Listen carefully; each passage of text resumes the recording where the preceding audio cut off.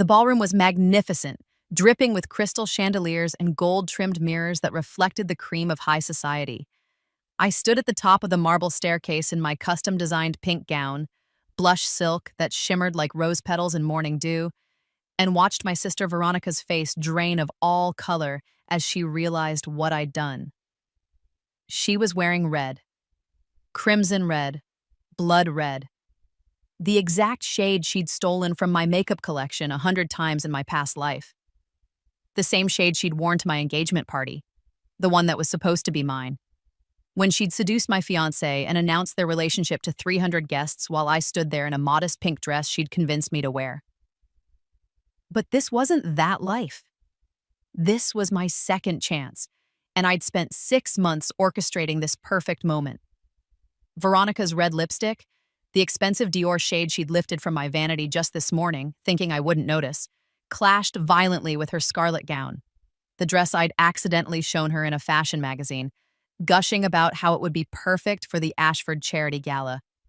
The dress she'd immediately bought in secret, planning to outshine me like she always did. What Veronica didn't know was that the fashion industry had pivoted. The theme for tonight, announced just 3 days ago to exclusive guests, was Spring Awakening. Pastels, soft pinks, lavenders, mint greens. Every woman in the room looked like a delicate flower. Except Veronica. She looked like a fire truck at a ballet. I caught her eye and smiled. Gentle, sweet, forgiving. The same smile I'd given her 1,000 times in my previous life when she'd sabotaged me. Then I descended the stairs as photographers' cameras flashed, capturing me at my most radiant while my sister stood frozen in social horror. "Lily!" My mother rushed over, her face twisted in that familiar expression of disappointment reserved only for me. "Where is your sister? She should be here for the photographs." I widened my eyes innocently. "She's right there, Mother." I gestured to where Veronica stood near the champagne fountain, trying to hide behind a marble column. "Doesn't she look striking?" My mother's lips thinned as she took in Veronica's outfit. For once, that disapproval wasn't aimed at me, and the satisfaction was sweeter than I'd imagined.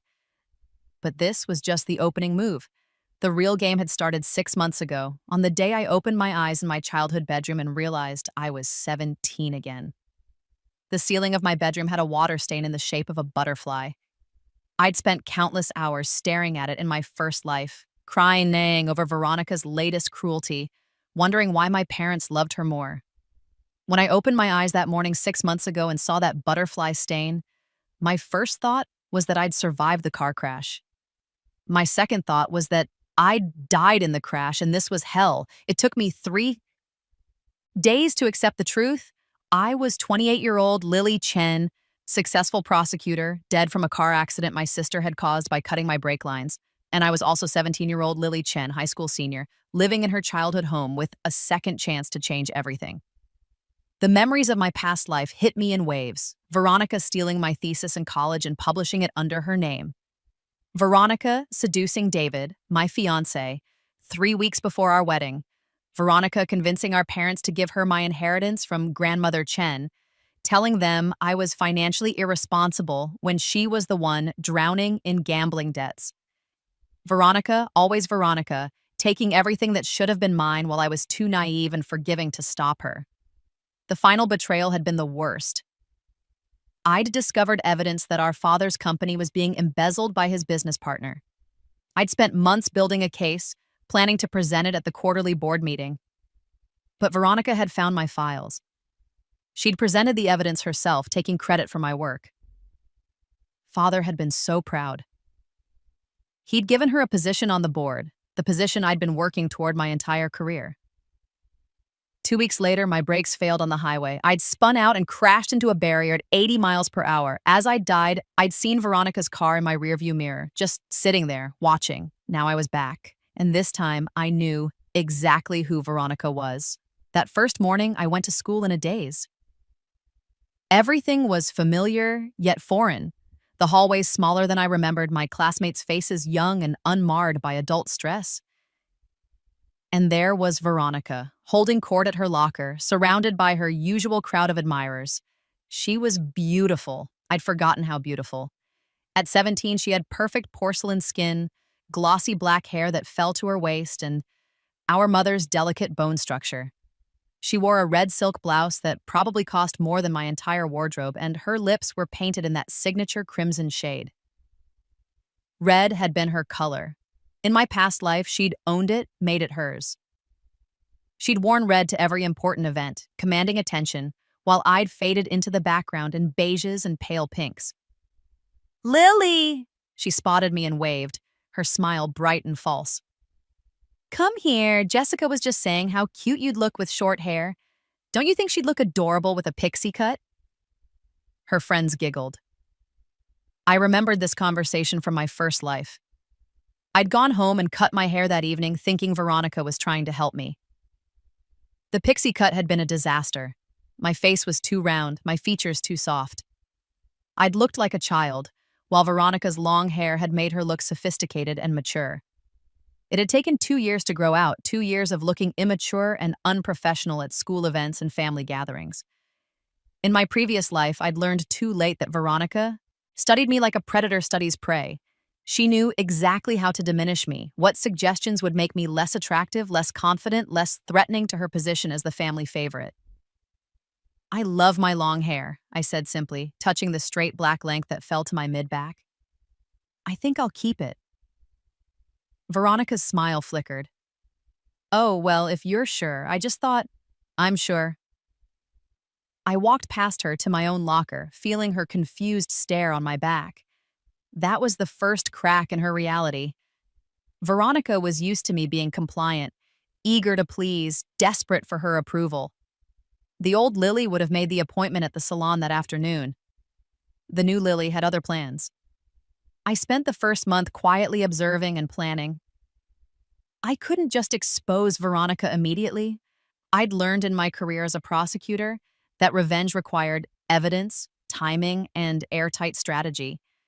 Move too fast and the guilty slip away. Move too slow and they destroy the evidence. My family situation was exactly as I remembered. My father, Richard Chen, was the CEO of Chen Technologies, a mid-sized tech company he'd built from the ground up. My mother, Margaret, came from old money and had never worked a day in her life. They'd had me first, then Veronica 3 years later after my mother's difficult pregnancy that had nearly killed her. From that point on, Veronica had been precious, the miracle baby, the child who'd survived against all odds. I was just the first draft, the practice run. The favoritism had been subtle at first. Longer bedtimes for Veronica, nicer birthday parties, better Christmas gifts. But it had grown more blatant over the years when we both wanted piano lessons. They could only afford one daughter's tuition. Veronica got the lessons. When we both applied to the same prestigious summer program and I got in while Veronica was waitlisted, they'd called in favors to get her admitted, then couldn't afford to send us both. Veronica went. I stayed home. In my first life, I'd internalized it all. I'd believed I was less worthy, less special, less lovable. I'd tried harder and harder to earn their affection, which had only made them respect me less. Veronica had learned early that she could take anything she wanted from me, and I'd let her. Not this time. My first move was to secure my financial future. I remembered the stock market movements from my previous life, at least the major ones. I'd started investing at 25 after law school, and I'd watched certain companies explode. Now I had a chance to get in early. I had $3,000 saved from birthdays and odd jobs.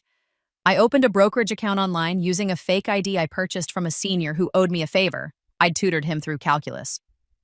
I invested everything in 3 companies I knew would soar: a small electric car startup that would revolutionize the industry, a biotech firm on the verge of a breakthrough, and a social media platform that would soon go viral. Within 3 months, my $3,000 had become $30,000. By month 6, I had over $200,000. I moved the money to offshore accounts, covering my tracks carefully. This wasn't about the money. I could have made millions if I'd wanted.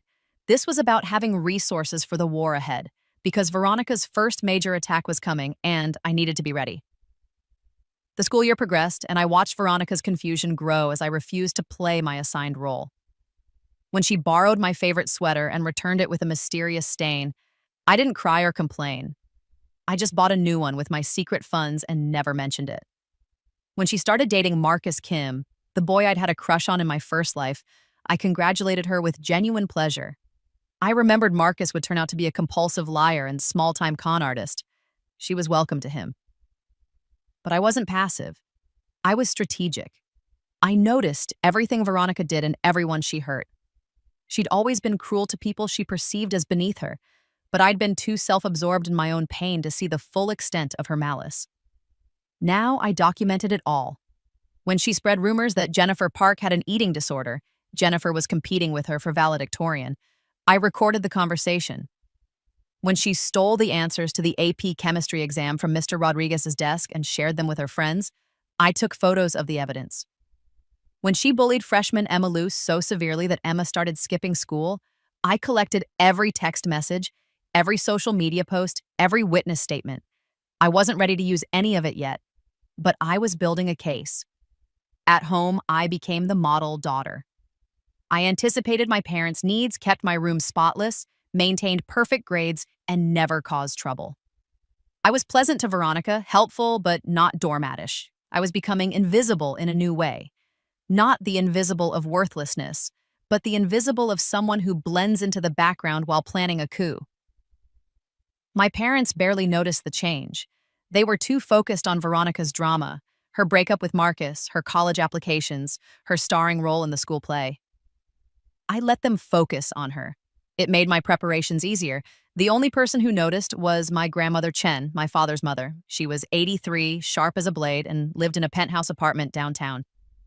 In my previous life, she died when I was 20, leaving her entire estate to my father, with the stipulation that it be divided equally between Veronica and me.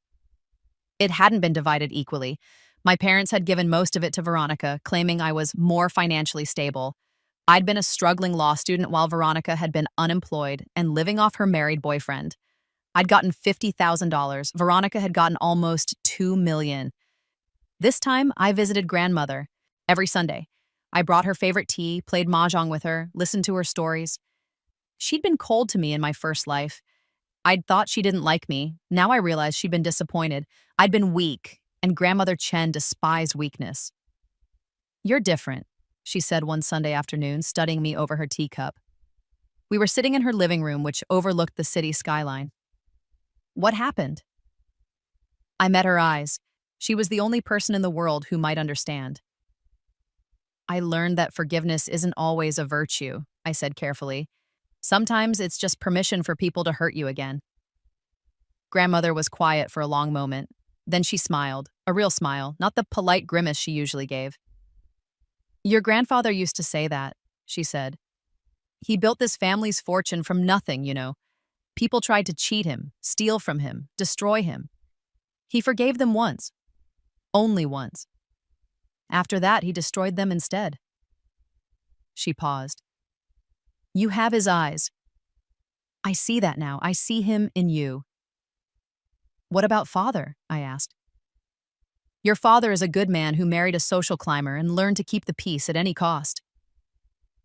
Her voice was crisp, matter of fact. "Your mother wanted a dynasty, not a family. She picked her favorite child and sacrificed the other. It's a tale as old as time." "And Veronica?" "Your sister is a cuckoo bird, pushing its sibling out of the nest to claim all the food for itself." Grandmother set down her teacup. "The question is, will you let her push you, or will you push back?"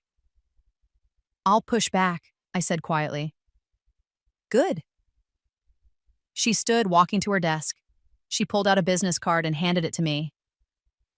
"This is my attorney. When you're ready to fight, call him. He'll know you're coming. I'll make sure of it." I looked at the card. Harrison Webb, Senior Partner, Webb and Associates. I remembered him from my previous life. Grandmother's executor, sharp and ruthless. "Why are you helping me?" I asked.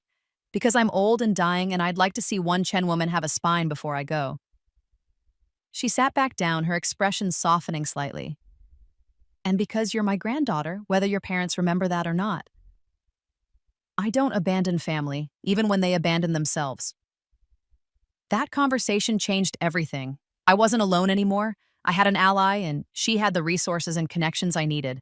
The war was about to begin in earnest. The Ashford Charity Gala incident with the pink dress was just the appetizer. The real confrontation came 3 days later at our parents' anniversary party. Veronica had been seething since the gala. She'd been publicly embarrassed in front of everyone who mattered in our social circle.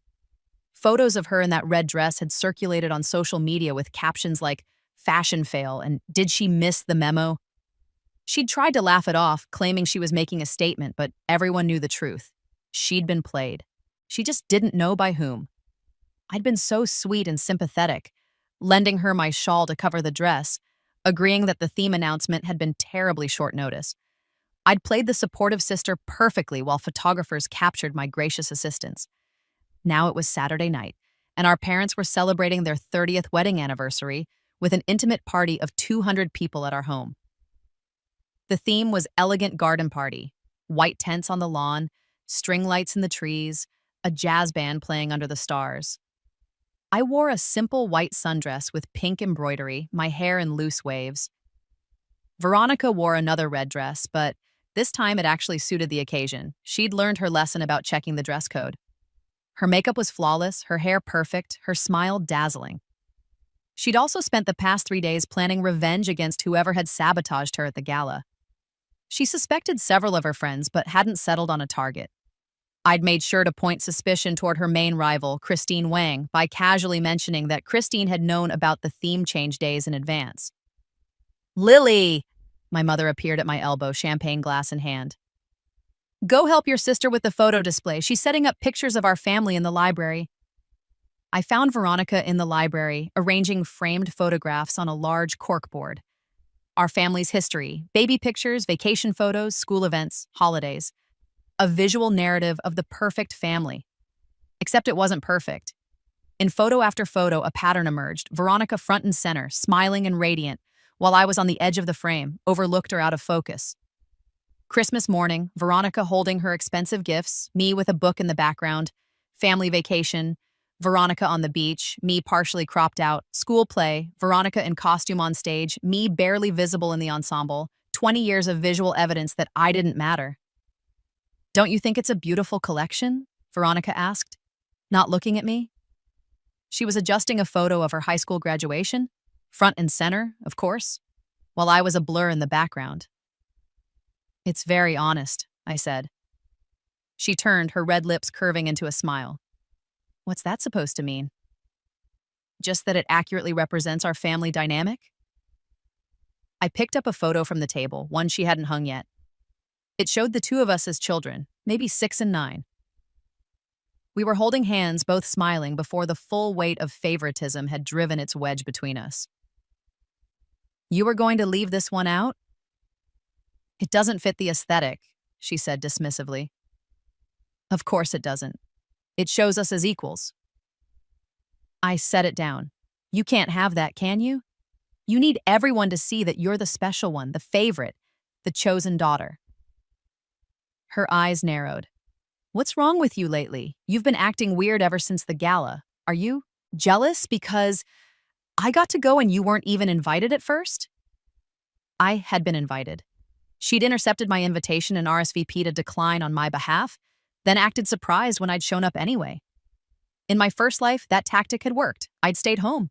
This time, I'd called the organizers directly and confirmed my attendance. "Not jealous?" I said calmly. "Just tired of being edited out of my own family." "Oh, please," Veronica rolled her eyes. "You're so dramatic. Mom and Dad love you. Just because they don't obsess over you every second doesn't mean you're edited out. Maybe if you were more interesting or accomplished, you'd get more attention." There it was, the same casual cruelty she'd always wielded, dismissing my feelings as oversensitivity while asserting that I deserved to be overlooked. In my first life, these words had cut deep. I'd believed them. I'd tried harder to be interesting, accomplished, worthy of attention. I'd worked myself to exhaustion trying to earn what she received effortlessly. Now I just smiled. "You're right," I said. "I should be more accomplished. I've been thinking about that a lot lately." She blinked, thrown off by my agreement. "Oh, well, good. Maybe start by applying to law school," I continued. "Stanford specifically. Their early admission program has a deadline next month." Veronica's face went pale. Stanford Law was her dream school. She'd been planning to apply since freshman year. She'd crafted her entire high school career around getting admitted. Mock trial, debate team, student government, summer internships at law firms. I'd done none of that. In my first life, I'd never even considered law school until after college. After Veronica had already gotten in and dropped out when she'd realized how much work it actually required. "You can't apply to Stanford Law," she said flatly. "Why not?" Because it's my school. I've been planning this for years. You've never even mentioned wanting to be a lawyer." "I'm mentioning it now." I picked up another photo, this one of Veronica receiving a debate trophy. "Besides, you're right that I should be more accomplished. What better way than getting into Stanford Law?" Her hands were shaking. "You won't get in. Your LSAT practice scores are mediocre. Your extracurriculars are boring. Your application essay will be generic." "You've been looking at my practice tests?" I asked mildly. She froze. No, I just assumed." "You've been going through my room." It wasn't a question. I'd known she did this. She'd done it in my first life too, constantly monitoring me, checking to see if I was becoming a threat. "It's fine. I don't have anything to hide." That was a lie. Everything important was encrypted on my laptop or stored in a safety deposit box at a bank Veronica didn't know about. What I'd left for her to find was carefully curated. Average practice test scores, decent but uninspiring essay drafts, a list of mediocre extracurricular activities. None of it was real. My actual LSAT practice scores were perfect. My actual essay was brilliant. I'd written it in my previous life, polished it through years of legal writing, and now I'd recreated it from memory. My actual application would showcase not just my high school activities, but a carefully constructed narrative of resilience and purpose. I was going to get into Stanford Law, and Veronica was going to watch it happen. "Stay out of my room," Veronica hissed, then caught herself. "I mean, I wasn't in your room. But if I was, it would only be because Mom asked me to grab something for you." "Of course," I said sweetly, that must be it." I left her in the library, hands still shaking with rage, and returned to the party. My father was giving a speech about love and commitment, about how lucky he was to have such a wonderful family. My mother stood beside him, beaming. Veronica joined them, slipping into place at my mother's side like she belonged there. I stood with the guests, clapping politely, feeling nothing. The Stanford Law application was just one front in the war. The real battle was for the family company. Chen Technologies had been founded by my grandfather and expanded by my father. It specialized in data security software for corporations, not sexy, but profitable. By the time of my death in my previous life, the company had been worth $50 million. In my past life, Veronica had joined the company's board at 23 after taking credit for my work exposing the embezzler. She'd been completely unqualified. She'd dropped out of Stanford Law after one semester and spent the next 2 years partying and living off her trust fund. But my father had been so proud of her initiative in uncovering the embezzlement that he'd given her a position anyway. She'd been a disaster. She'd known nothing about tech, nothing about business, nothing about corporate governance. But she'd been good at one thing: manipulation. She'd slowly poisoned my father against his most competent executives, replacing them with her friends and sycophants. By the time I died, Chen Technologies had been hemorrhaging money, losing contracts, circling the drain. I'd tried to help. I'd done consulting work for free, analyzing their legal vulnerabilities, advising on compliance issues. Veronica had blocked me at every turn, claiming I was trying to undermine her authority. This time, I was going to save the company by destroying Veronica's chance to join it. The embezzlement was still happening. I remembered when it had started in my junior year of high school. The business partner, Martin Cross, had been stealing small amounts at first, careful and clever. It would take him 3 years to get bold enough to leave obvious evidence, which would be when Veronica had discovered it in my first life. But I could discover it now. I started by befriending Martin's assistant, Casey Thompson. She was young, fresh out of college, smart, but naive. In my first life, I'd never paid attention to her. This time, I made her my project. I ran into her at a coffee shop near the Chen Technologies office, seemingly by accident. I was friendly, sympathetic, interested in her life. We started meeting for coffee regularly. I learned that she was drowning in student debt, that her job barely paid enough to cover rent, that Martin was a terrible boss who took credit for her work and yelled at her for his mistakes. "I don't know how much longer I can take it," she confided one afternoon, stirring her latte miserably. "I'm looking for other jobs, but nothing's panning out." "What does he have you working on?" I asked casually. "Just administrative stuff mostly. Filing, scheduling, expense reports." She hesitated. "Although some of the expense reports have been weird lately." I leaned forward. "Weird how?" "Like duplicate charges. Or expenses that don't match the receipts." I mentioned it to Martin, and he told me to mind my own business and just submit them. She looked uncomfortable. "I probably shouldn't be telling you this. Your dad is Martin's partner." "My dad would want to know if something was wrong," I said gently. "Do you have copies of these reports?" She bit her lip. "I save everything to the cloud, just to cover myself in case something goes wrong." "That's smart," I said. "Really smart." 2 weeks later, Casey sent me her resignation letter to review before she submitted it. We'd become close enough that she trusted my judgment. Hidden in the email thread was access to her cloud storage. I didn't tell her I'd found it. I just spent the next week analyzing every document she'd saved. And there it was, Martin's embezzlement scheme in meticulous detail. Falsified expense reports, dummy vendor accounts, inflated consulting fees to companies that didn't exist. Over 3 years, he'd stolen almost $500,000. I compiled everything into a comprehensive report, cross-referenced with bank records I obtained through some creative hacking. Thank you, computer skills from my previous life. Then I printed it all out, put it in a folder, and waited. I waited until the quarterly board meeting. I knew Veronica was planning to attend. My father had mentioned he wanted her to observe to start learning about the business. She'd been thrilled, seeing it as the first step toward her eventual position of power. The night before the meeting, I broke into Veronica's room while she was at a party. I'd seen her rehearsing her concerned daughter routine in the mirror, preparing innocent questions she could ask to make herself seem engaged and intelligent. She'd even prepared notes. I replaced her notes with my report. Same folder, same color, same position on her desk.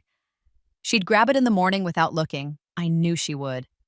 She always did things last minute, always relied on her ability to improvise and charm. The board meeting was at 9 a.m. I wasn't supposed to be there, but I'd asked my father if I could observe for educational purposes.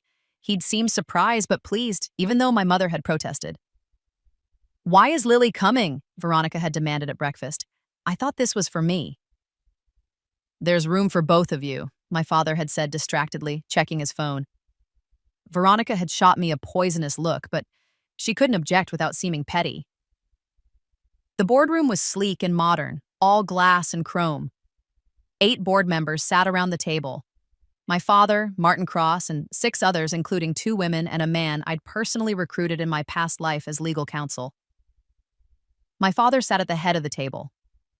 Veronica and I took seats along the wall, observers rather than participants. The meeting proceeded normally for the first hour. Financial reports, product updates, marketing strategies. Veronica looked bored, scrolling on her phone occasionally. I took notes, appearing diligent. Then my father said, "Before we adjourn, does anyone have additional business?" This was Veronica's cue. In the original timeline, this would have been when she'd presented evidence of Martin's embezzlement 3 years from now, taking credit for discovery work I'd done. But this wasn't the original timeline. Veronica stood. "Actually, Dad, I've been doing some research and I found something concerning." My father looked surprised. "What kind of research?" "Just looking through some company records. Being proactive." She smiled, opening her folder. "I think there might be an issue with—" She stopped. Her face went white as she looked at the documents in her folder. My comprehensive embezzlement report, not whatever notes she'd thought she'd grabbed. Martin Cross's face went even whiter. "Veronica," my father prompted. "What kind of issue?" She was frozen, staring at the pages. I could see her mind racing, trying to figure out what had happened. She looked at me and I gave her the same sweet, supportive smile I'd been giving her for months. I'm not sure I should bring this up here, she stammered. Maybe we should discuss it privately. If it concerns the company, the board should hear it, one of the members said. Veronica looked trapped. She couldn't back down now without seeming incompetent, but she didn't understand the documents in front of her well enough to present them. She was an actress who'd lost her script. It's about financial discrepancies, she said finally, deciding to push forward. In the expense reports. Martin had composed himself.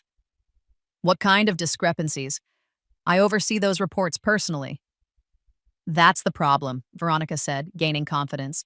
She still didn't fully understand what she was holding, but she was good at faking it. You've been, there are duplicate charges and... She trailed off, realizing she was getting lost in details she didn't comprehend. I stood. May I? Everyone turned to look at me. My father frowned. Lily, this is a board meeting. I know, but I've been researching the same issue Veronica mentioned. I walked over and gently took the folder from my sister's hands. She was too shocked to resist. I gave her my findings last night to review. I think she's still processing the information. I turned to face the board, channeling every bit of prosecutor energy from my past life. Martin Cross has been embezzling from Chen Technologies for 3 years, I said calmly. The evidence is comprehensive and damning. Falsified expense reports, payments to dummy corporations, inflated consulting fees. The total amount stolen is $473,000. The room erupted. Martin was shouting denials. Board members were demanding to see evidence. My father looked stricken. I distributed copies of the report to each member, walking around the table with perfect composure. Page 3 shows the dummy vendor accounts, I said, and Page 7 contains the bank transfer records. Page 12 has testimony from Martin's assistant, Casey Thompson, who kept copies of all the falsified reports. Everything is documented and verified. This is insane, Martin shouted. Richard, you've known me for 15 years. This girl is lying. The documents aren't lying, I said. And we can verify everything with a forensic audit. In fact, I recommend we contact the FBI immediately. This is federal wire fraud. My father was reading through the report, his face growing darker with each page. Lily, where did you get this information? I've been interning with Casey Thompson, learning about corporate administration, I said smoothly. She showed me some irregularities and I started investigating. It took me 3 months to compile everything. Veronica found her voice. But that's my folder. I was going to present this. Everyone looked at her. She realized her mistake immediately. I mean, Lily gave me her research to present, she corrected quickly. We were working together, as sisters. Really? I tilted my head. Because I gave you that folder last night and you didn't open it until just now. You had no idea what was in it. That's not true. Then explain the contents. Walk us through the evidence. I stepped back, gesturing to the report. Please, you've been studying this all night, haven't you? She couldn't. She'd never looked at it. Everyone could see the truth on her face. My father stood slowly. Martin, you're suspended pending investigation. Security will escort you out. Richard, please. Out. I'd never heard my father scream like that. Martin left, flanked by security guards who'd been called. The board was in chaos, everyone talking at once. My father called for order, announcing that an emergency audit would begin immediately. Through it all, I remained calm, professional, competent. And Veronica stood against the wall, red-faced and humiliated, realizing that I'd beaten her at her own game. The fallout from the board meeting was spectacular. Martin was arrested within the week. The FBI moved fast when evidence was that clear. He ended up taking a plea deal, 5 years in prison, full restitution, and he flipped on 2 other executives at different companies who'd been helping him launder the money. My father was devastated by the betrayal from his business partner, but grateful that I'd uncovered it before more damage was done. He offered me an internship at Chen Technologies, a real position with real responsibilities. "You have a brilliant mind," he told me in his office, pride evident in his voice. Pride I'd never heard directed at me before. "I didn't realize how much you'd been paying attention to the business. This could have destroyed us." "I just want to help," I said sincerely. "You've done more than help. You've saved the company." He paused. "I'm sorry I didn't see your potential earlier. I think I've been distracted." We both knew by what, or rather, by whom. At home, the dynamic shifted subtly but unmistakably. My mother was still devoted to Veronica, but even she had to acknowledge my accomplishment. My father started consulting me on business decisions, asking my opinion, treating me like an equal. Grandmother was thrilled when I told her the news. "You've drawn blood," she said with satisfaction during our Sunday tea. "The prey is wounded. Now you finish the hunt." "It's not over yet," I agreed. Veronica's humiliation at the board meeting had been public and thorough. Everyone in our social circle heard about it, how she'd tried to take credit for her sister's work, how she'd been exposed in front of the entire board. Her reputation as the golden child was beginning to tarnish. But she was far from defeated. If anything, I'd made her dangerous. She started sabotaging me in earnest. Small things at first. She'd accidentally spill coffee on my homework, delete files from my laptop, not knowing I backed everything up to the cloud. Spread rumors at school that I was a teacher's pet and a snitch. When I got asked to prom by Tyler Matthews, one of the most popular seniors, she swooped in and seduced him, then sent me pictures of them kissing with a caption, "Oops, was this your date?" I didn't care about Tyler. I'd dated him briefly in my first life, and he'd been dull as dishwater. But I let Veronica think I was devastated. I cried publicly, played the heartbroken victim, let everyone see her cruelty. People started noticing. When you hurt someone over and over and they never fight back, observers get uncomfortable. They start questioning the aggressor instead of the victim. "Why is Veronica so mean to her sister?" I heard Jessica Chen whisper to her friend in the bathroom. "Lily's actually really nice." "I know, and after Lily saved their family company, you'd think Veronica would be grateful instead of jealous." The court of public opinion was shifting. In my favor. Slowly but surely. My real focus was the Stanford application.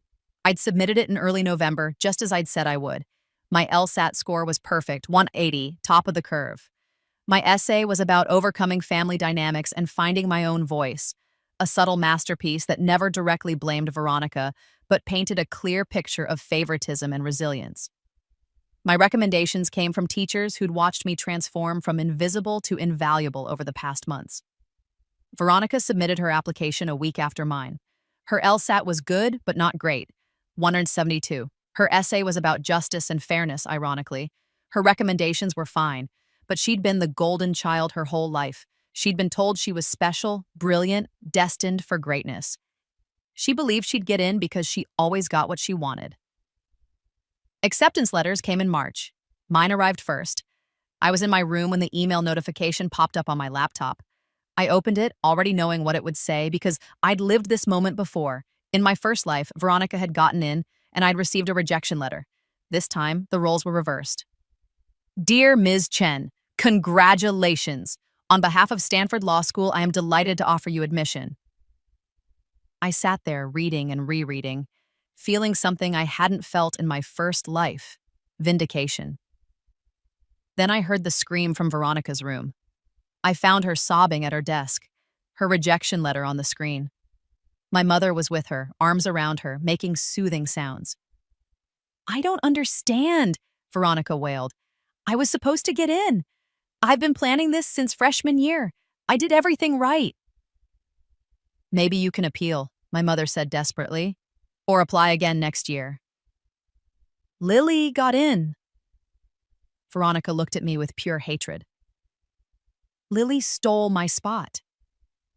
"That's not how admissions work," I said quietly. "You copied my essays. You sabotaged me. I earned it," I interrupted, my voice hard. "I studied harder, scored higher, and wrote better essays. This isn't about you. It's about me being good enough on my own merit. "You're not good enough," Veronica shrieked. "You're nothing. You're the backup child, the spare, the one they didn't really want. Stanford made a mistake." My mother gasped. "Veronica, that's enough." But it wasn't enough. Veronica stood, knocking over her chair. "You've been copying me your whole life. Wearing what I wear, liking what I like, wanting what I want. You're a parasite." "Really?" I said coldly. "Because from where I stand, you're the one who's been copying me, taking my ideas, stealing my work, claiming my accomplishments. At least I got into Stanford on my own merit instead of riding someone else's coattails." She slapped me, hard. The crack echoed in the room. I touched my cheek, feeling the sting, and smiled. "Thank you." "For what?" "For showing everyone exactly who you are." I turned to leave and found my father, standing in the doorway. He'd seen everything, heard everything. "Veronica," he said quietly, "come with me. Now." She followed him downstairs, still crying. My mother hesitated, looking between me and the doorway, then hurried after them. I stood alone in Veronica's room, surrounded by her trophies and awards and photographs, all evidence of a perfect life that was beginning to crumble. I touched my cheek again where she'd hit me. In my first life, I would have been devastated by the slap, by her words, by the family conflict. I would have apologized somehow, tried to make peace, maybe even considered not going to Stanford to keep the peace. This Lily just felt satisfied. The war wasn't over. But I was winning. Summer arrived, and with it came the charity circuit. Endless galas, fundraisers, and society events where the wealthy displayed their philanthropy like peacock feathers. In my first life, I'd dreaded these events. I'd been awkward, uncomfortable, always in Veronica's shadow. This time, I was ready. The transformation had been gradual. I'd been working with a stylist grandmother had recommended, someone who understood that I didn't need to compete with Veronica's dramatic beauty. I needed to establish my own aesthetic. Where Veronica was crimson and gold and attention-grabbing, I became soft pinks, elegant silvers, understated grace. I stopped trying to outshine her and instead became luminous in a different way. The difference was remarkable. At the Westfield Foundation Gala in June, Veronica wore a red gown with a plunging neckline, dripping in rubies. She was stunning, as always. Every eye in the room turned to her when she entered. I wore a rose gold dress that hugged my figure perfectly, my hair in an elegant updo, with simple diamond earrings. I looked like money that didn't need to shout about itself. I looked like power that was confident enough to be quiet. And more importantly, I'd done my homework. I'd researched every major donor, every board member, every influential guest. I knew their business interests, their philanthropic passions, their family connections.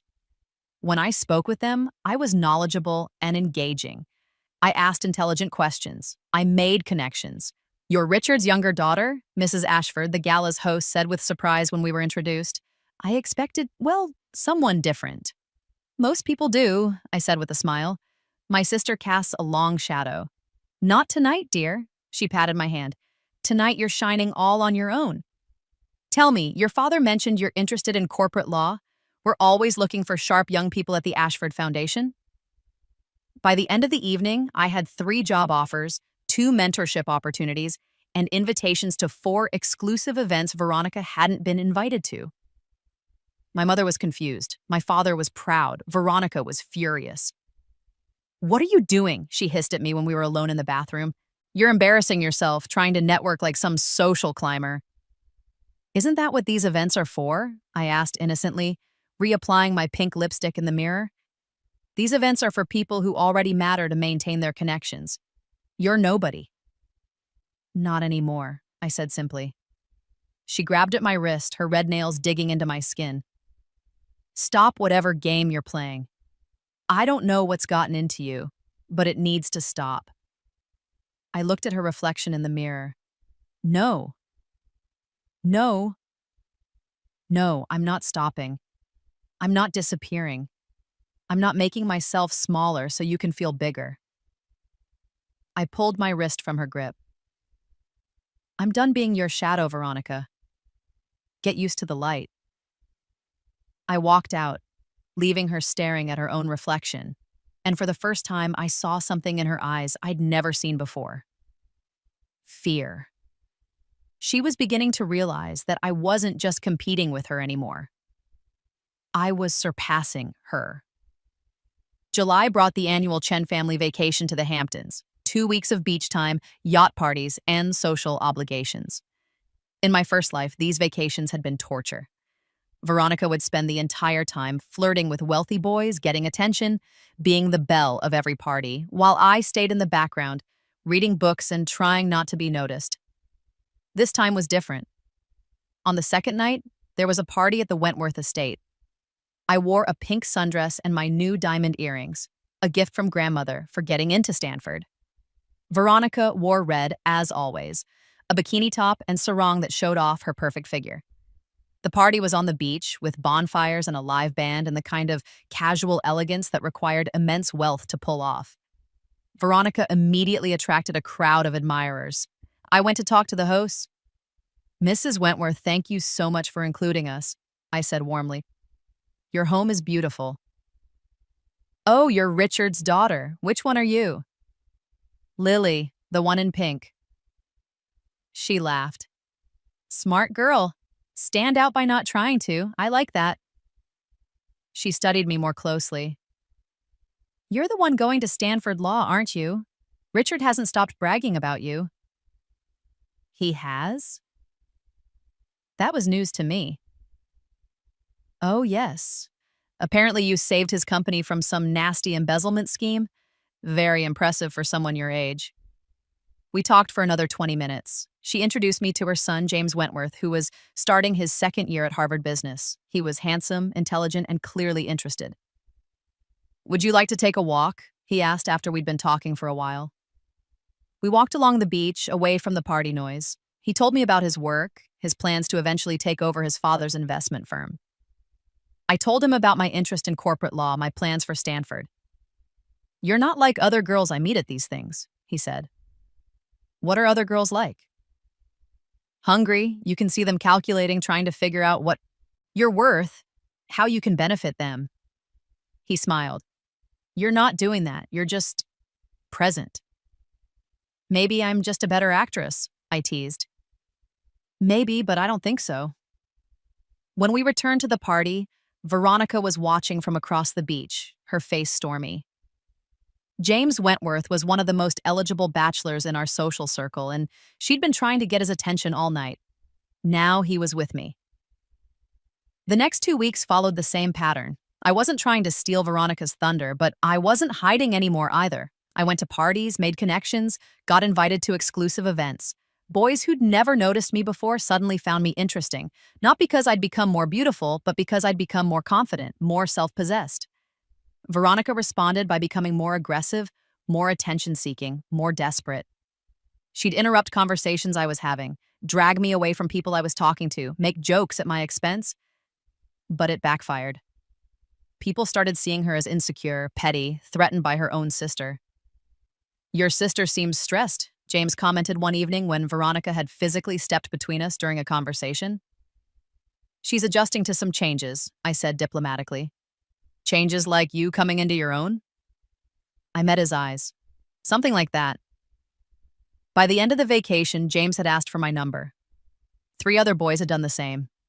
I'd been invited to 2 more galas and a weekend retreat at Martha's Vineyard, and Veronica hadn't spoken to me in 4 days. August came too fast. I had 1 month before I left for Stanford, 1 month to ensure that my foundation was secure and Veronica couldn't sabotage what I'd built. The opportunity came from an unexpected source: my mother. "Lily, I need to talk to you," she said one morning over breakfast. Veronica had slept in and my father had already left for work. It was just the 2 of us in the kitchen, a rare occurrence. "What's wrong?" I asked.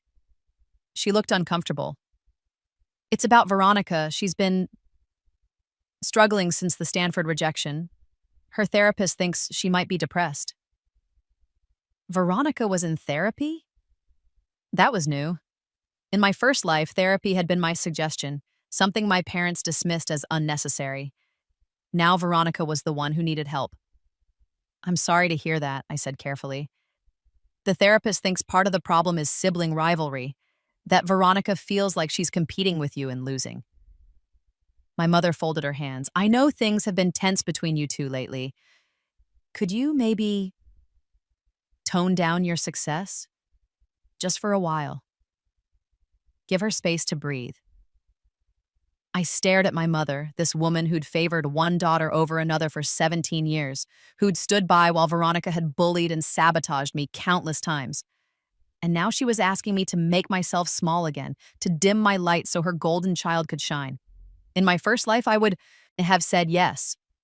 I would have agreed, apologized for outshining my sister, tried to fade back into the background where I belonged. This, Lily said, no. My mother blinked. No, I won't apologize for being successful. I won't hide my accomplishments to protect Veronica's feelings. And I won't shrink myself to fit into the box this family has built for me. I stood up. If Veronica is depressed, that's terrible, and I hope therapy helps. But her mental health isn't my responsibility, especially when she spent years tearing me down without anyone asking her to stop. Lily, you're being selfish. I'm being healthy, I corrected. There's a difference. I left the kitchen before she could respond, but I wasn't angry. I was something else entirely, free. That conversation with my mother crystallized something I'd been feeling for months. This wasn't just about revenge anymore. It wasn't just about beating Veronica at her own game. It was about reclaiming myself, becoming the person I should have been the first time around. That afternoon, I called Harrison Webb, grandmother's attorney. Miss Chen, he said warmly, your grandmother said you'd be calling soon. How can I help? I need to set up a trust fund, I said, and I need it to be completely independent from my family's money. Can you help me with that? Absolutely. Come by my office tomorrow and we'll discuss the details. The next day, I established the Lily Chen Trust. I transferred all my investment earnings, now worth almost $400,000, into a protected account that only I could access. I set up automatic transfers to continue growing the fund, and I established legal protections to ensure that no one, not even my parents, could touch that money without my explicit permission. You're unusually savvy for 18, Harrison commented as we finalized the paperwork. I've learned from experience, I said. Difficult experience, I'd imagine. He signed the last document and looked at me seriously. Your grandmother loves you very much. She's worried about what happens to you after she's gone. Is she sick? My heart clenched. She's 83 and realistic about mortality. He paused. She's updating her will. I'm not at liberty to discuss the details, but I will say this.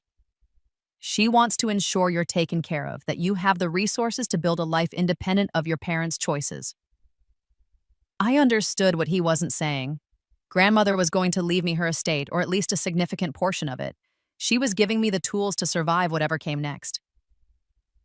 Thank you, I said quietly. Thank me by living well, he replied. By being happy and successful in everything she knows you can be. That's all she wants. The last 2 weeks of August were chaotic. I packed for Stanford, finalized my dorm arrangements, and said goodbye to friends. James took me to dinner twice, and we agreed to stay in touch. I liked him, and I thought maybe we could build something genuine. Tyler Matthews tried to apologize for the prom incident, and I accepted graciously but declined his offer to stay friends. Veronica and I barely interacted. She spent most of her time in her room or out with friends, avoiding me. When we did cross paths, she looked through me like I was invisible. Fine, let her pretend I didn't exist. In a few weeks, I'd be gone, and she'd have to face the consequences of her actions without me as a convenient scapegoat. 2 days before I left, Grandmother invited me to dinner at her penthouse. Just the two of us, she said. A proper goodbye. I dressed carefully in a pink silk dress and arrived promptly at 7. She greeted me with a hug, warm and real, so different from the cold formality I remembered from my first life. You look beautiful, she said. Not trying too hard, just being yourself. I'm proud of you. We had dinner on her terrace overlooking the city. The food was excellent, the conversation better. She told me stories about my grandfather, about building their fortune from nothing, about the people who'd tried to tear them down and how they'd survived. Your grandfather had a saying, she told me as dessert was served. Success is the best revenge, but strategic success is even better. What's strategic success? It's when you don't just win, you win in a way that makes your enemies regret ever underestimating you. She smiled. You're doing that, Lily. You're not just succeeding. You're doing it in a way that exposes everyone who dismissed you, your sister, your mother, everyone who thought you were less than. Sometimes I feel guilty, I admitted, like I'm being cruel. Are you doing anything dishonest? No. Are you hurting anyone who didn't hurt you first? No. Then you're not being cruel. You're being honest. She reached across the table and took my hand. Justice and revenge are often the same thing, Lily. Don't let anyone shame you for wanting both. After dinner, she walked me to her study. There was a large envelope on the desk. This is for you, she said, handing it to me. Don't open it until you're at Stanford. It's information about your trust fund and some other resources I've set up. Harrison has all the details. Grandmother, I'm not dying tomorrow, she said with a laugh. But I am old and I'm practical. I want you to have everything you need to build your life exactly as you want it. No compromises, no depending on people who've proven they can't be trusted. I hugged her tightly. Thank you for everything, for believing in me when no one else did. I always believed in you, she said softly. You just had to believe in yourself. My parents drove me to the airport. Veronica claimed she had plans and couldn't come, fine by me. The drive was quiet, my mother making small talk about remembering to call, my father offering advice about studying hard and making connections at the departure gate. My father hugged me. I'm proud of you, Lily. I should have said that more often. Thanks, Dad. My mother's hug was stiffer. Be safe. And Lily, please think about what I said. About Veronica. She's family. So am I said quietly, then picked up my bags and walked toward security without looking back. The flight to California was smooth. I sat in my window seat, watching the clouds, thinking about everything that had happened over the past 8 months. I'd taken the second chance I'd been given and used it to reclaim my life piece by piece. I'd protected myself, built resources, established my own identity separate from Veronica's shadow.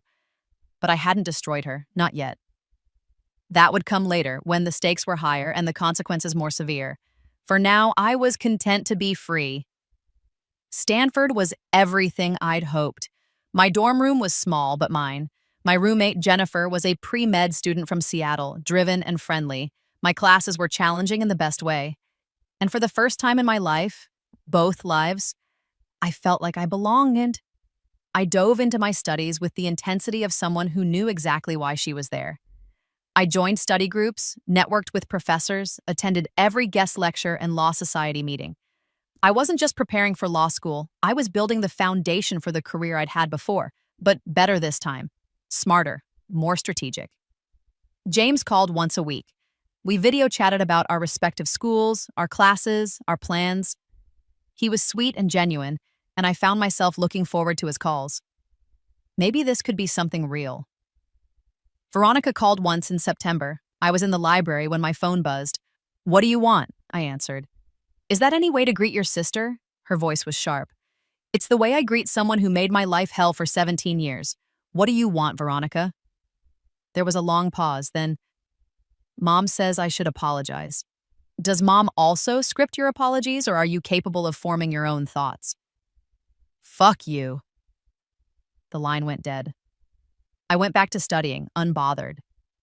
Grandmother called every Sunday. We talked about my classes, my life, my plans. She told me about the family. My father was doing well with the company, now that Martin's embezzlement scheme had been completely unwound and the stolen money recovered. My mother was busy with her charity work. Veronica had enrolled in community college and was finding herself. She's floundering, Grandmother said bluntly. Without you there to sabotage, she doesn't know who she is. That's not my problem, I said. No, it's not. But it will become your problem if you're not careful. Her voice was serious. Wounded animals are dangerous, Lily. Your sister is wounded and she's going to lash out. Be ready. I took her advice seriously. I increased my digital security, changed all my passwords, set up two-factor authentication on everything. I backed up all my important documents to multiple cloud services. I was careful about what I posted on social media and who I let into my life, but I couldn't prepare for what came next. In November, just before Thanksgiving break, I got a call from Harrison Webb. Miss Chen, I have difficult news, he said without preamble. Your grandmother had a stroke 3 days ago. She's at Mercy General Hospital. My world tilted. Is she? She's alive, but it's serious. You should come home as soon as possible. I booked the next flight out. I was on a plane within 4 hours, my heart racing, my mind numb. Not grandmother, not yet. I wasn't ready. The hospital room was quiet except for the beeping of monitors.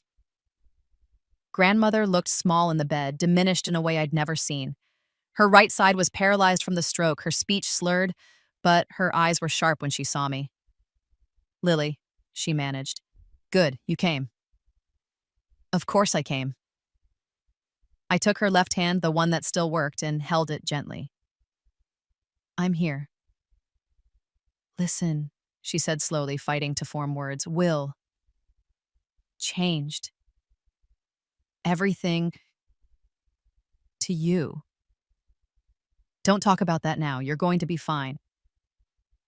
Not fine, dying. She squeezed my hand with surprising strength. Everything goes to you. Not your father, not your sister.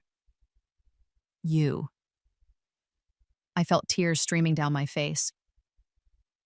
Grandmother, deserve it, earned it, use it wisely.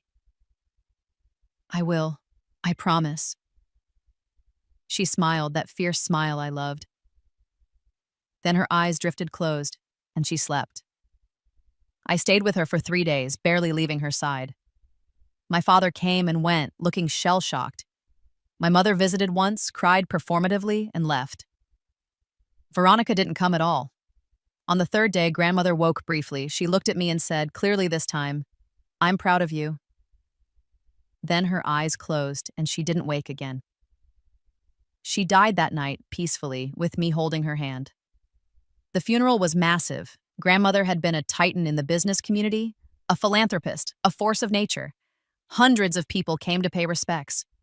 I stood in my black dress, simple, elegant, expensive, and accepted condolences with grace and composure. Veronica showed up late, dressed inappropriately in a tight black dress, better suited for a nightclub than a funeral. She cried dramatically during the service, making a scene, drawing attention to herself, even at grandmother's funeral. I felt nothing watching her performance. Just a cold assessment. She hadn't visited grandmother in the hospital. She hadn't been there when it mattered.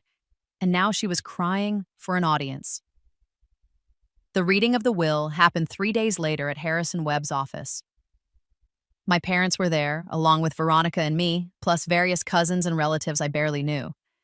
Harrison read through the preliminaries, small bequests to charity, sentimental items for various family members. Then he got to the main estate. The remainder of my estate, including all financial assets, real property, and business holdings, I leave entirely to my granddaughter, Lily Chen. The room erupted. That can't be right, my mother shrieked. She wouldn't cut out her own son. My mother loved Lily best, my father said, looking stunned. But I thought, this is bullshit. Veronica jumped to her feet. Lily must have manipulated her. She poisoned grandmother against us. Harrison waited for the noise to die down. Mrs. Chen was of sound mind when she made this will. I have multiple psychiatric evaluations confirming her competence. Her decision was deliberate and informed. How much? My mother demanded. How much did she leave? The total estate is valued at approximately $47 million. Silence. Complete, utter silence. I sat very still, absorbing the number. 47 million. Grandmother had been wealthier than I'd realized, and she'd left every penny to me. That money belongs to the family, my mother said. Richard, say something. My father was staring at me like he'd never seen me before. Lily, did you know about this? She told me she'd changed her will, I said quietly, but I didn't know the amount. You manipulated her, Veronica hissed. You spent all that time visiting her, playing the perfect granddaughter, and you poisoned her against us. I visited her because I loved her, I said. Where were you, Veronica? When did you last see grandmother? Before she died, not when you could make a scene at her funeral? She flinched. Mrs. Chen left letters explaining her reasoning, Harrison said, pulling out envelopes. One for each of you. He distributed them. I opened mine with shaking hands. My dearest Lily, if you're reading this, I'm gone. I'm sorry I couldn't stay longer to watch you bloom, but I'm proud of the woman you've become. I'm leaving you everything because you're the only one who earned it. Not through manipulation or fakery, but through a genuine character and effort. You remind me of your grandfather, strategic, resilient, and kind to those who deserve kindness. Your father is a good man, but a weak one. Your mother is a social climber who values status over substance. And your sister, well, you know what your sister is. I debated splitting the inheritance, but that would have been fair, not just. Fairness is giving everyone the same thing. Justice is giving people what they've earned. You earned this, Lily. The others didn't. Use this money wisely. Build the life you want. And remember, you don't owe anyone access to the resources you've accumulated, especially family who treated you as an afterthought. I love you. I'm proud of you. And I'm sorry it took me so long to see you. Forever your grandmother, Eleanor Chen. I folded the letter carefully, my vision blurring with tears. Around me, my family was reading their own letters. Shorter, I suspected, and far less kind. My mother was crying angry tears. My father looked devastated. Veronica was pale with rage. This isn't over, Veronica said, standing abruptly. I'm contesting this will. We'll prove she was manipulated. You're welcome to try, Harrison said calmly. Satsis. But I should warn you, Mrs. Chen anticipated this response. She had multiple lawyers, doctors, and witnesses document her mental competence. She was thorough. Of course she was, Veronica spat. She learned from the best manipulator. She looked at me with pure hatred. You think you've won, but you haven't.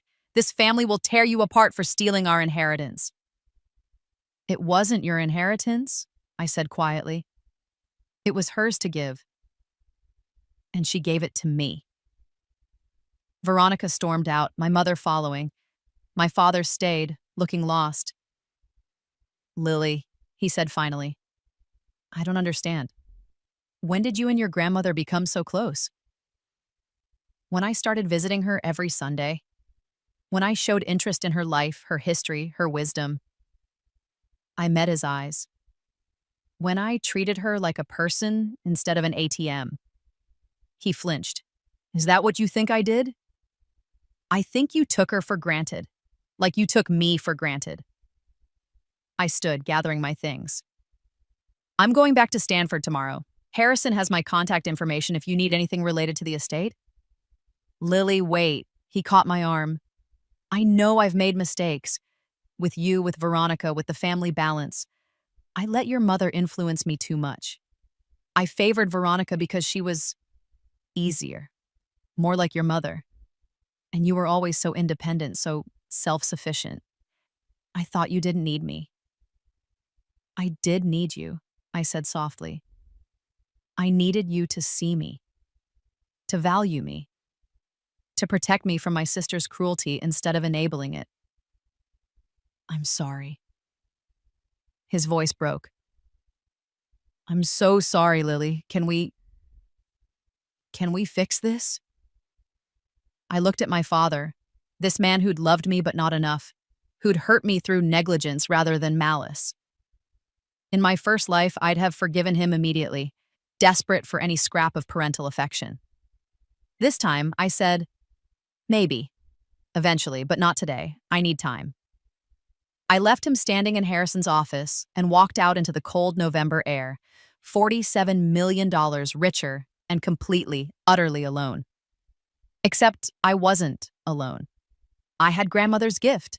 I had my education. I had James, who'd called every day since grandmother died. I had my own strength, hard-won and unshakable. I had everything I needed to finish what I'd started. Thanksgiving break was tense. I stayed with James's family in Boston instead of going home. His mother was warm and welcoming, and his father treated me like I was already part of the family. It was nice being somewhere people were genuinely kind without calculation. James kissed me on Thanksgiving night, soft and sweet under the stars in his parents' garden. I know it's fast, he said, but I think I'm falling for you. I think I might be falling too, I admitted. It was true. After years of guarding my heart, of knowing that people would hurt me, I was letting someone in. It was terrifying and wonderful. I went back to Stanford for finals with renewed purpose. I aced every exam, finished the semester with a 4.0, and spent the break planning my next moves. Veronica did contest the will, as she'd threatened. She hired a lawyer, paid for by my parents, and filed motions claiming undue influence and mental incompetence. Harrison handled it easily, producing mountains of documentation proving grandmother's sound mind and independent decision-making. The case was dismissed in February. Veronica had to pay court costs.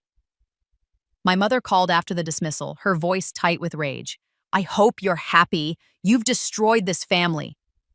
I didn't destroy anything, I said calmly.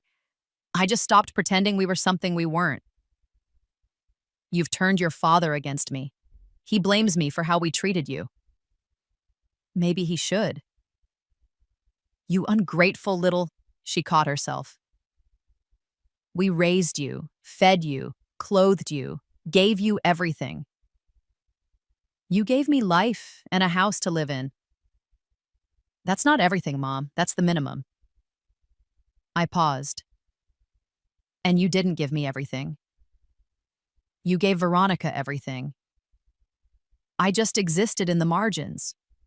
That's not true. It is true. You know it is. Grandmother knew it. Dad's starting to realize it. The only people still lying are you and Veronica.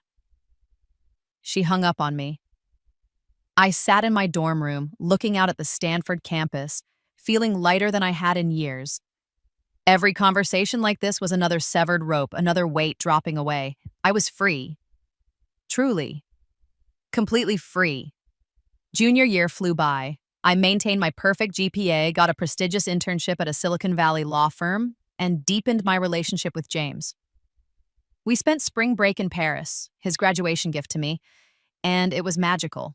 He told me he loved me at the top of the Eiffel Tower, and I said it back, meaning it with all my heart.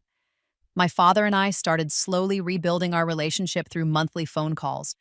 He'd been going to therapy, working through his guilt about the family dynamics. He'd separated from my mother, not divorced yet, but living apart, trying to figure out who he was without her influence. She's moving into an apartment with Veronica, he told me in one call. They're getting a place together. I think they need each other right now. How's Veronica doing? I asked, not because I cared, but because it was the polite thing to ask. Struggling. She dropped out of community college. She's been through 3 jobs in 6 months. Your mother's worried about her. He paused. I'm worried too. She's angry all the time, bitter. She blames you for everything. Of course she does. I'm not defending her, he said quickly. I'm just concerned. She needs help, Lily. Then help her, Dad. But don't ask me to fix her. That's not my job. He sighed.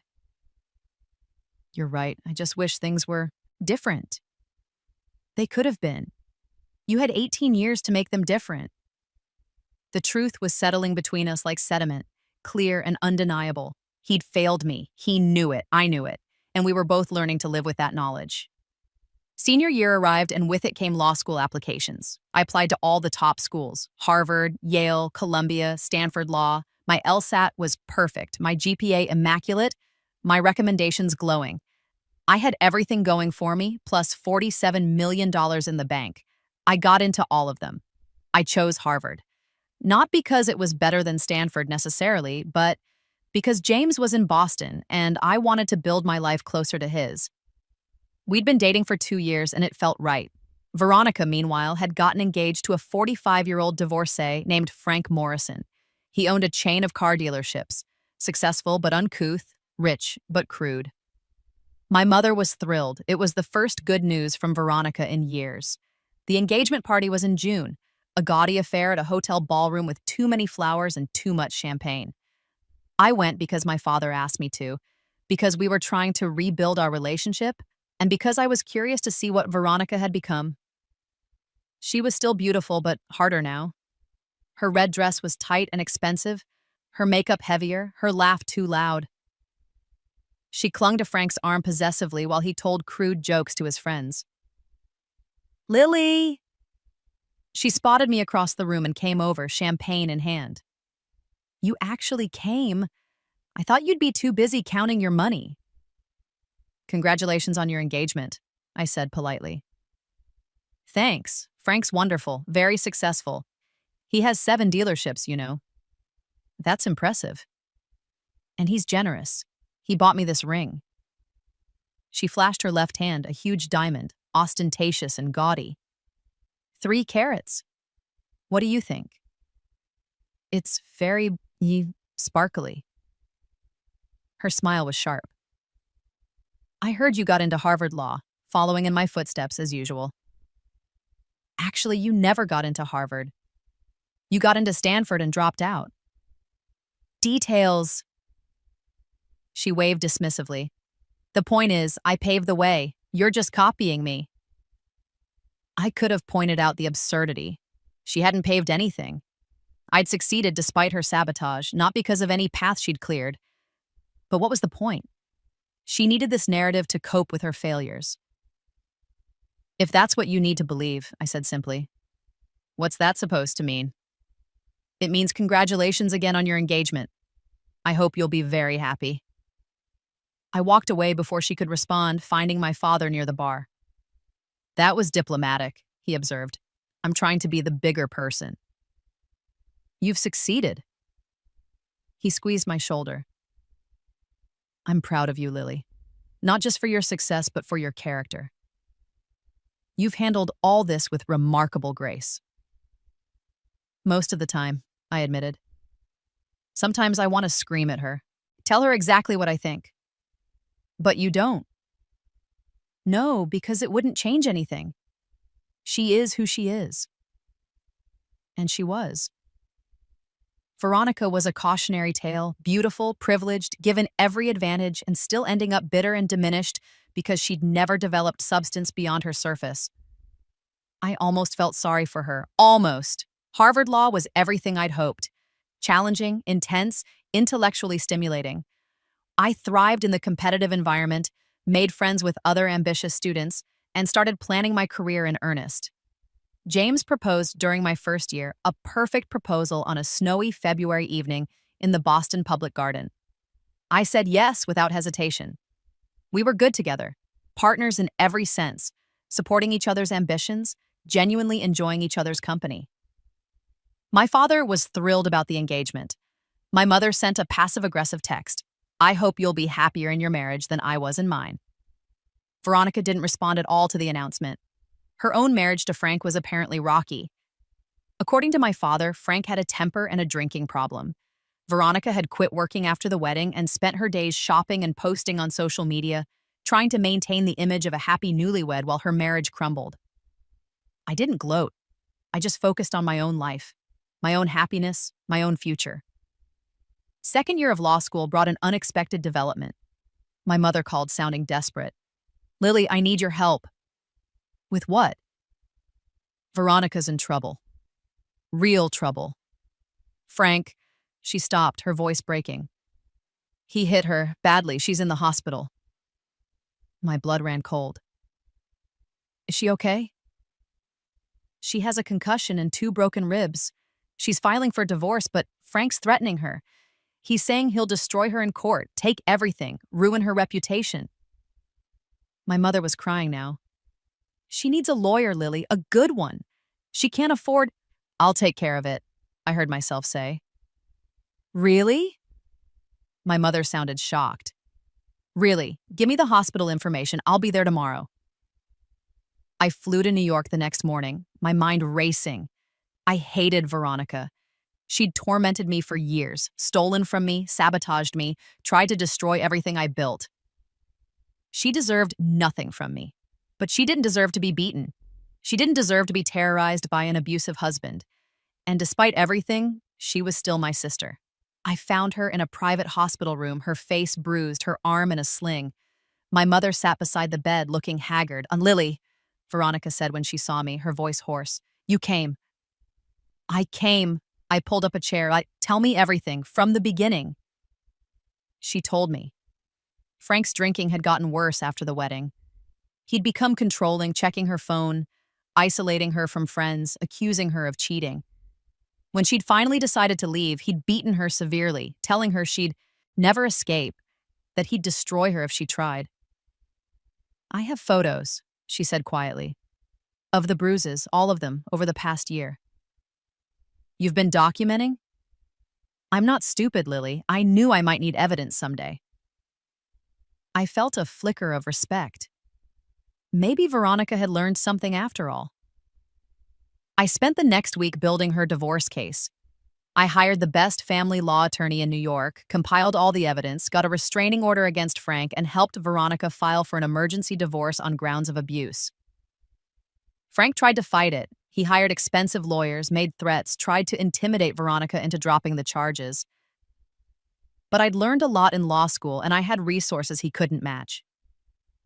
Within 3 months, Veronica had her divorce, a decent settlement, and Frank had a criminal record for domestic violence. Thank you, Veronica said when it was all over. We were having coffee at a cafe near her new apartment, a place I'd helped her find and furnish. I know I don't deserve your help. No, I agreed. You don't. She flinched. But I didn't help you because you deserve it, I continued. I helped you because no woman deserves to be abused, not even you. I've been terrible to you, she said, staring into her coffee. For years, all our lives, really. I was jealous and cruel, and she looked up, tears in her eyes. I'm sorry, Lily. I'm genuinely, truly sorry. I studied her, looking for the lie, the manipulation, but all I saw was exhaustion and genuine remorse. I appreciate the apology, I said carefully. But I need you to understand, sorry doesn't fix what you broke. It doesn't undo the damage. It's just sorry. I know. I don't trust you. I probably never will. What you did to me, all of it, it was systematic and cruel. You weren't just a mean sister. You were deliberately destructive. I know, she said again, wiping her eyes. I was competing with you for Mom's attention, for Dad's approval. I thought if I made you small, I'd be bigger. And how did that work out? She laughed bitterly. I ended up married to an abuser, broke, friendless, and miserable. You ended up at Harvard Law, engaged to James Wentworth, inheriting millions. So, not great for me. I didn't do all that to spite you, I said. I did it to survive you. We sat in silence for a moment. Then Veronica said, Can we start over? Not be close or best friends, but maybe not enemies? I thought about it, about the girl she'd been, the woman she'd become, the years of pain between us. I don't know, I said honestly. Maybe someday, but not today. Today, I'm just glad you're safe. That's more than I deserve, she said. Yes, I agreed. It is. I graduated from Harvard Law at the top of my class. My father came to the ceremony, beaming with pride.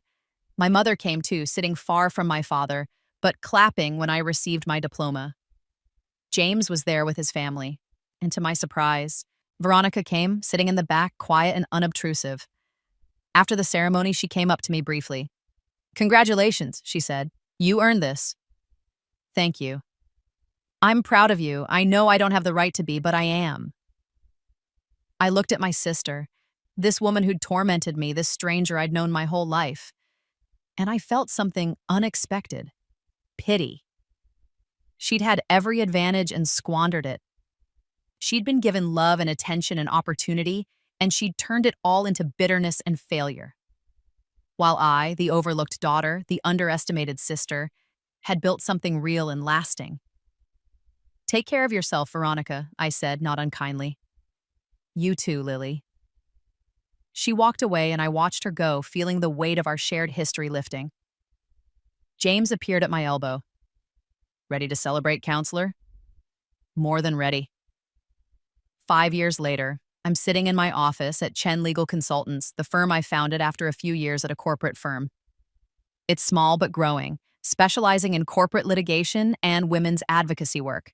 I have 12 employees, 3 major corporate clients, and a reputation for being brilliant and ruthless. My office walls are decorated with my accomplishments: Harvard Law diploma, various awards, a photo of me and James on our wedding day. We've been married for 3 years now, happy and stable, talking about starting a family.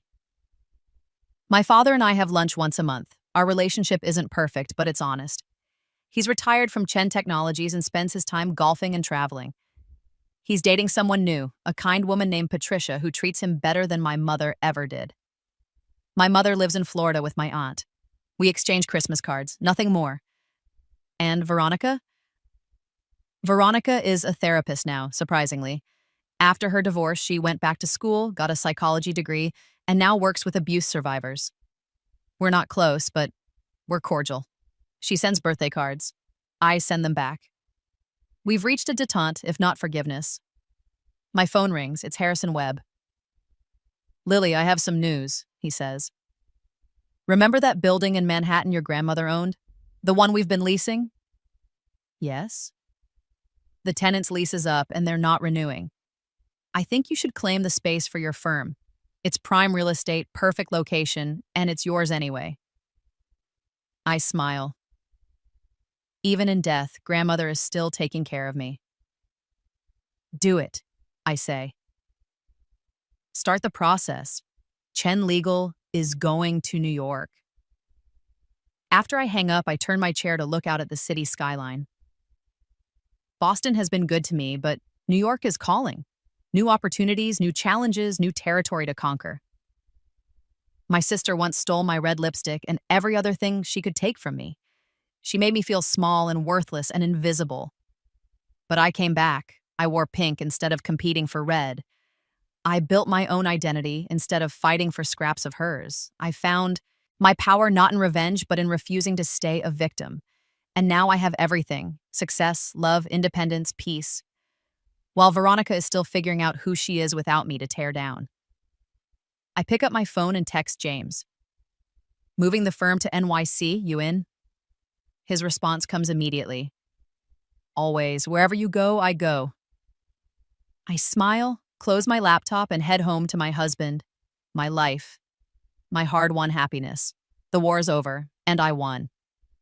Not because I destroyed my enemy, but because I built something she could never take from me, myself.